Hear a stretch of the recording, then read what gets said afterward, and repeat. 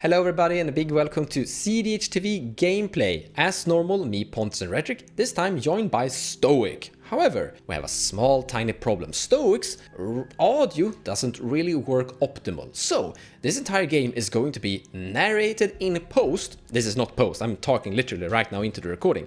But in post, the match you're going to see is going to be narrated by me. But still, as true to our style, we're going to have our opening hands and player thought process the normal way. So whenever you hear one of these guys talk about their hands, that's from the actual game. But in any case, let's look at some decks we're playing today. So this is Stoic's build. He's playing Kernith, the Return King, all 5 colors. He literally said he's playing everything. If there's a thing, he's on it. It's a 5-color Nadu build. It's a 5-color Emil the Blessed build. Polywagon, Prodigy, something, Oracle, Talion. The guy's filling his entire build with various value engines, combining it with Cooling Ritual, and yeah. We'll see what this is going to do. I've actually played against this deck before, and it was a very grindy mid-range deck that, took over the game eventually if it got too long. So, as someone requested in our last video, I'm playing Dargo Ikra. This is the fastest version of Dargo, because all of the good payoffs are in green. So we're basically just looking to very quickly abuse Dargo by blending him, usually through a Rasiketh combo, but there's a bunch of different stuff in here. Me, I'm playing Magda Brazen Outlaw. This was also a request, and honestly I kinda like the commander. I think it's a good commander, and monocolor commanders isn't really my thing, but I do like Magda. I like searching, I like toolboxing, so this is a very fast, consistent commander deck basically. But if things go strange, we can kinda toolbox with lots of different strange options. Like Spine of Isha is kinda cool, we have Portal to Phyrexia, so there are some gimmicky tricks. But I think that the normal pathway we're gonna go for, if everything is going according to plan, is gonna be that Clock of Omens. If I can find it. It's somewhere there, I will find it when I need it. There it is, found it, Clock of Omens. Now we go. My dudes, I would love deck request. I feel left out, so let me know what you want me to play, if you want me to play anything. Anyways, I'm playing thrasios Tymna Chain Stasis, one of my favorite builds from this, and we're just looking to generate infinite mana in a variety of ways, whether it's with Devoted Druid or Kinnan. And then we also have classic Thassa's Oracle line, as well as some other good stuff in this deck. Let's take our first 7. Some pieces that would allow us to get started. We have Demonic Tutor and Elves of Deep Shadow, but we have a Mox Diamond, which kind of feels hard just sitting in our hand if we don't have another land. So if I had one more land, or if there was one on top or something, I would keep this because I could use Demonic Tutor on first turn. We don't have that. So let's go ahead and go to our second 7. Yikes. So we have some good stuff here to, turn 1 Dark Ritual into Wishclaw, which we could use for Rhystic Study, giving somebody that pretty quickly, which could be a mistake. We also have Ranger Captain of Eos and Abrupt Decay, so I could do the salty thing later on, using Abrupt Decay on the Wishclaw Talisman. I don't know. I think, though, if we get Rhystic Study from this, let's say we play 3, Wishclaw Talisman, Rhystic Study, turn 2, we could do that. Then we have maybe enough gas later on to get Ranger Captain of Eos online, so I'm going to keep this one. Take it away, Magda. I kinda like this hand. Cavern of Souls, so that we can get untouchable Magda into play early. We have a turn 1 Dwarf, and then we have Dockside Extortionist and Maskwood Nexus. Sculpting Steel. I don't know exactly what I'm gonna do with the Sculpting Steel yet. It kinda depends on what we run into. The only thing this is missing is a Artifact Dwarf. If we have an Artifact Dwarf, there's a bunch of Artifact Dwarves. We're gonna have enough treasures with Dockside, so if we just naturally draw into an Artifact Dwarf, we have the game, pretty much. It kinda depends. Dockside might not generate the high amount of treasures that we actually need. The Kernith deck is a little bit of a hit or miss, because he could put that into play a lot of dorks. The same thing can actually be true by Rhetoric, and Pontus usually sacrifice all of his artifacts into Dargo. So honestly, when I actually think about it, that Dockside might not do the job for us. But I'm not mulliganing this anyway. This is a very good hand. We have a turn 1 Dwarf, we have a turn 2 Magda, Dockside in hand, and sure, the rest of the hand isn't great, but I'm not mulliganing away a Dockside.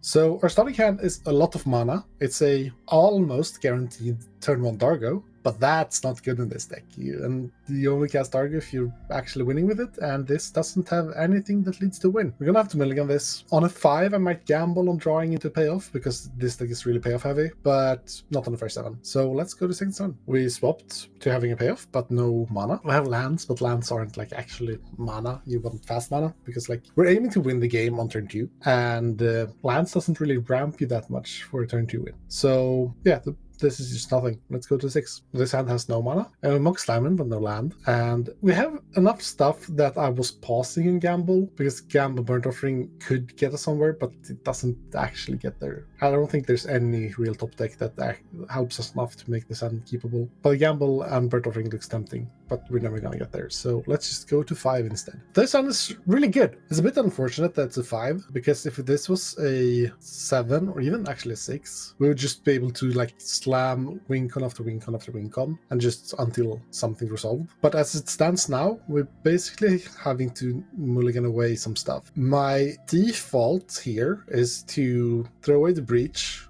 and probably the Rite of Flame. This way we can vamp for Dockside if Dockside is good. Otherwise we just have Cabal Ritual Necro turn 2. And while I always have some reservations in about Necro in non-blue decks, it's still a really good card. And Dockside to Necro, if like Dockside makes 4 mana, we're just live with going for Final Fortune immediately, or any extra turn effects. Yeah, we're keeping this with throwing away Breach. We're keeping Cabal Ritual over Rite of Flame purely because Cabal Ritual casts Necropotence on its own. I'm not sure what the plan is if Dockside isn't fed turn 2. What I would vamp tutor for in that case. My top decks also kind of decide a lot of that.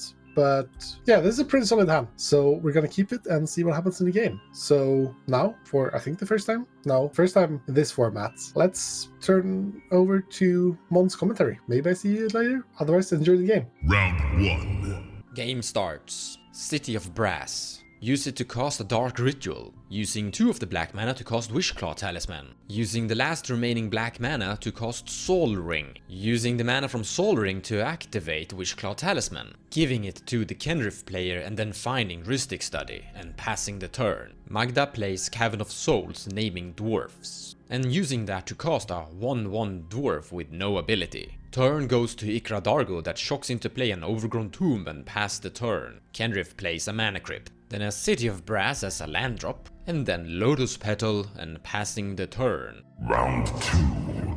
Tymna Thrasios plays the Rhystic Study they tutored for. Dargo Ikra responds with a Worldly Tutor, finding a Dockside Extortionist and putting it on top of his library. Tymna Thrasios then resolves the Rhystic Study and exiles a Simian Spirit Guide for a green mana, and uses that to cast a Delighted Halfling, and then passes the turn to Magda, who will play a mountain, cast Magda, then attacking with a 2/1 dwarf at Ikra Dargo, dealing 2 damage and shipping the turn. Ikra Dargo draws the Dockside he tutored for, plays Forbidden Orchard as a land drop, and uses that, giving a spirit to the kernith player to cast his Dockside Extortionist. In response to the Dockside ETB, Kernith is sacrificing his Lotus Petal and using the mana to cast an Abrupt Decay, destroying the Rhystic Study. This is both to reduce the amount of treasures that Dockside is going to generate and remove the Rhystic Study that has so far drawn 2 cards. Magda also pitches in, sacrificing the treasure to also reduce the Dockside count.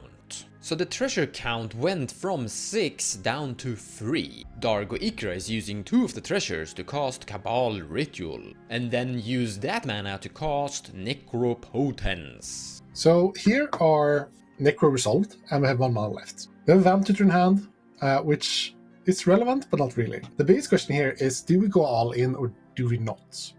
Because we could just go for a full Hail Mary, hoping to find a Simian Spirit Guide and Final Fortune. From that point, we almost certainly win.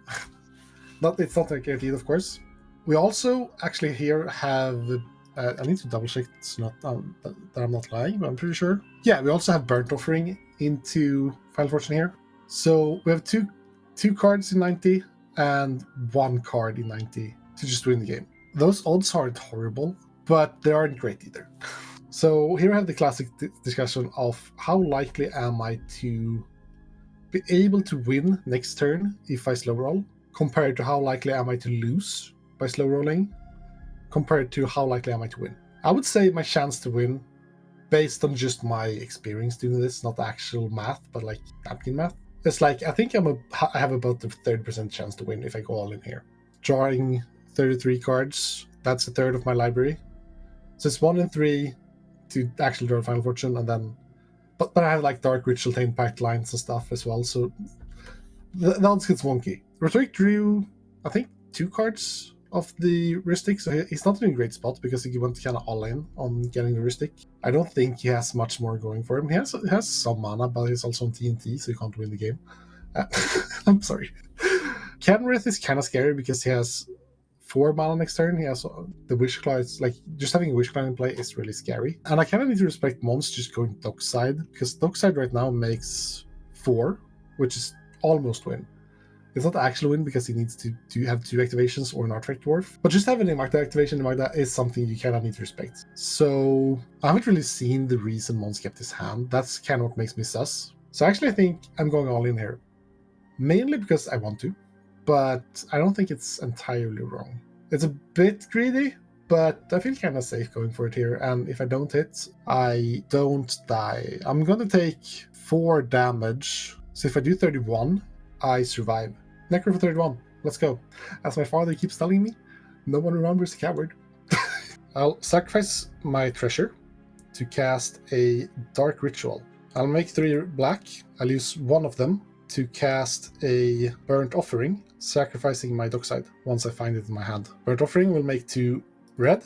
I'll use those 2 to cast a Final Fortune. Final Fortune resolves, and while it's not the best that I'm not drawing next turn, just because I can, I'm still just gonna Vamp Tutor to put something on top of my library that I might be able to get to. So the Vamp Tutor doesn't really matter. I'll put the Altar of Dimension on top of my library, but I don't have any way to draw, so this was just to have extra breach fuel for next turn. The same goes for the Dark Ritual. I could have kept the Dark Ritual, but I don't think I'm mana starved next turn, so I'd rather just fill my graveyard and have some extra fluff there to breach on my extra last turn. So let's go to that one. I'm gonna just figure out what 7 I'm keeping. So I'm keeping this pile of 7 here, and all of these cards go to my exile. Then we go to my last turn. Actually, I needed life, so I can't keep a land because they all hurt, so I'm keeping this in Spirit Cannon instead. Are you actually keeping... the game plan is to cast an 8 mana demonic tutor that loses you 2 life. Yeah, otherwise I had to gamble on gambling, not discarding the card I needed. You know, live a little.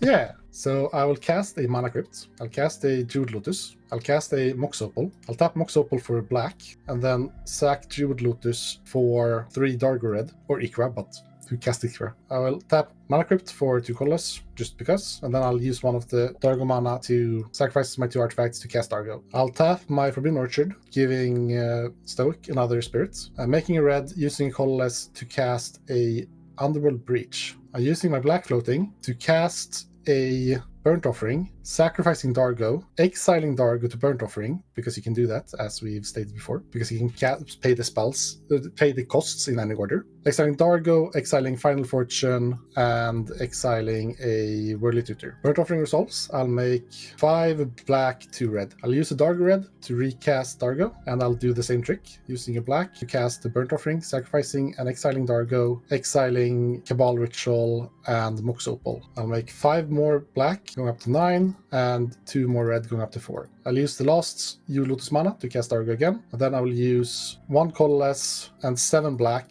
to cast a Razaketh as my Demonic Tutor. I'll sack Dargo, put him in the command zone, going down to 1 life, and tutor him with Razaketh. I'll find Altar of Dementia. I'll use 2 black to cast Altar of Dementia. I'll sack my Demonic Tutor to mill myself for 8. I'll mill 8. 1, 2, 3, 4, 5, 6, 7. Whoops, that's an illegal draw. 8. From here, I can present the loop, where I cast Jeweled Lotus from my graveyard, exiling some fluff, sacrificing it to cast Dargo, sacrificing Dargo to mill myself for 7. I will repeat this until I hit Burgi. With Burgi, I can infinitely do this, but it's hard for me to win. I have 1 life, so I can't reanimate anything, because I die.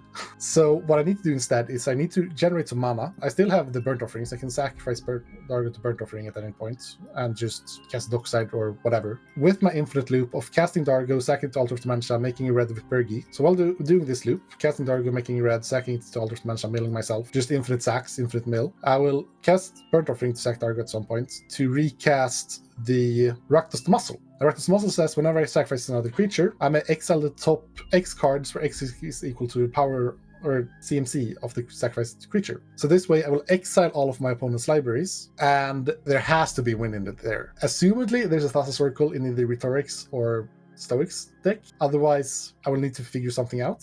So let's just check real quick. So both of them are on Thrasios Oracle. So I mill myself out, I exile all their libraries, and I cast the Thrasios Oracle to win the game. Good game. Well, that was fast, so let's go. Game 2. Round 1.